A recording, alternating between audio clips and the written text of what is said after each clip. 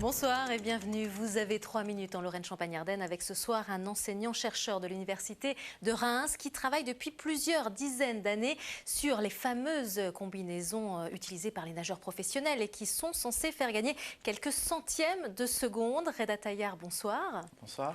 Alors, il y a plusieurs combinaisons concurrentes qui habillent, si je puis le dire, les nageurs professionnels, les meilleurs nageurs mondiaux. La vôtre est portée entre autres par Laure Manodou.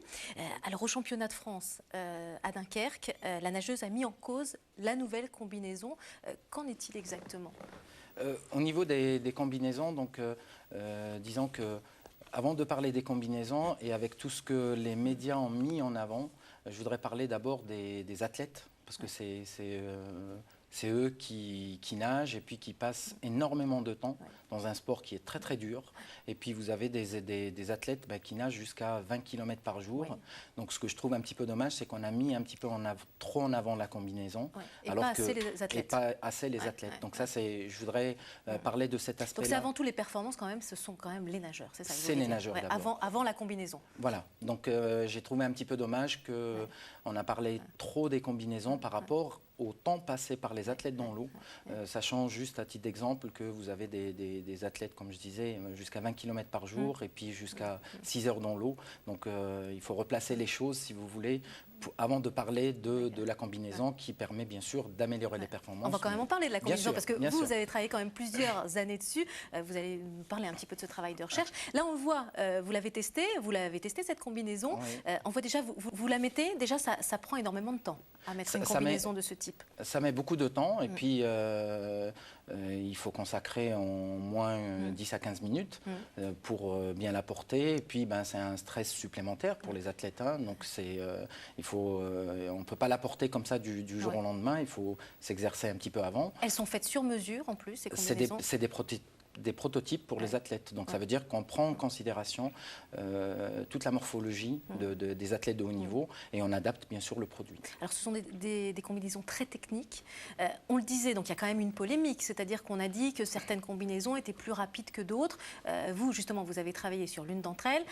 Qu'en est-il aujourd'hui? Qu'est-ce que vous en pensez, vous? Disons que sur ces combinaisons-là, effectivement, maintenant on est capable de dire qu'elle contribue énormément au niveau de l'amélioration des performances. C'est-à-dire qu'on gagne quoi? C'est de l'ordre de quoi? De centièmes de secondes? On est dans les centièmes, donc j'ai entendu dire, même dans les médias, qu'on parle de secondes, etc. C'est pas vrai. Donc sur des courtes distances, on est beaucoup plus sur des centièmes. Et puis chez les athlètes, donc ça contribue à... disons, aux finalistes et demi-finalistes, par exemple. Ça peut faire la différence entre l'or, l'argent? Tout à fait. Tout à fait. À ce niveau-là, c'est très important. Là, on peut le dire actuellement que, effectivement, que la différence entre les combinaisons peut avoir comme impact ou comme résultat, c'est les 3 premières médailles. Alors justement, y a-t-il une grande différence entre toutes ces nouvelles combinaisons? Elles sont techniquement différentes?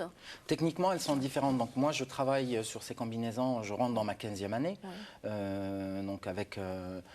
la fin de mon contrat, disons pour les JO, et puis après je partirai sur un autre contrat avec la marque Arena. Donc disons que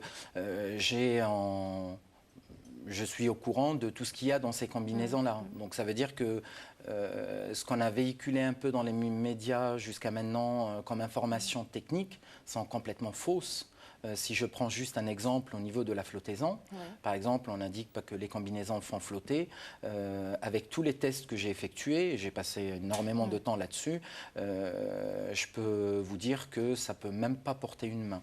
Donc ça veut dire qu'on ne peut pas parler du tout de flottaison pour ces combinaisons-là. Effectivement, il y a des différences et puis il y a des axes de travail et de recherche qui sont différents selon les marques.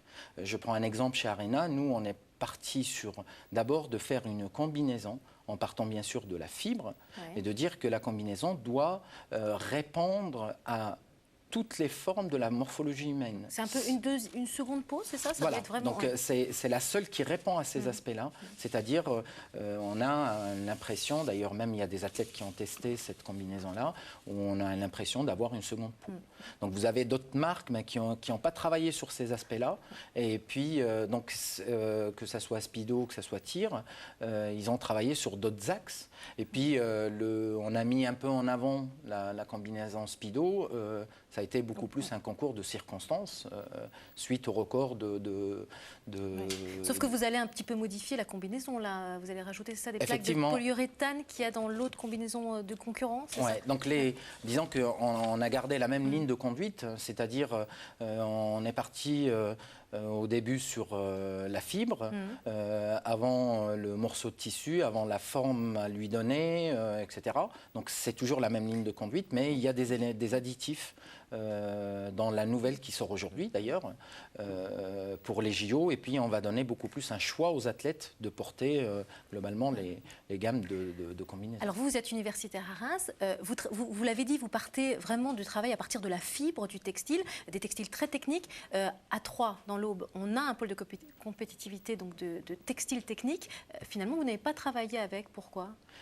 Au niveau de la région, j'ai essayé déjà un peu avant, en parlant, disons, sans citer d'exemple, mais au niveau des instituts qui sont censés de faire de la recherche, sachant que, comme vous le savez, le textile, maintenant on fabrique beaucoup plus en Chine.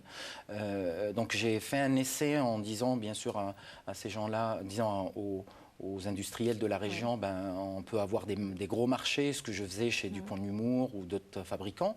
Mais si vous voulez, ce test-là avait j'avais comme résultat beaucoup plus. Je passais presque une semaine à trouver les disponibilités de tout le monde. Et puis après, une fois que les disponibilités étaient là, on passait une réunion où il n'y avait rien qui sortait. Donc, malheureusement, finalement, pour la prochaine, parce que vous travaillez déjà sur celle de 2012, ça va se faire en Chine, avec la Chine. Tout à fait. Donc là, au championnat d'Europe dernièrement, j'ai rencontré des Chinois qui m'ont demandé de faire du développement là-bas.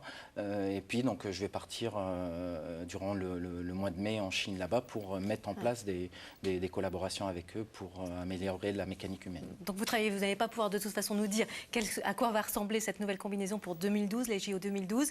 Mais c'est déjà en plus la fin de cette émission. Merci beaucoup Reda Taya. On peut retrouver bien sûr tous vos travaux. Vous avez d'autres travaux de recherche sur votre site de l'Université de Reims. Merci.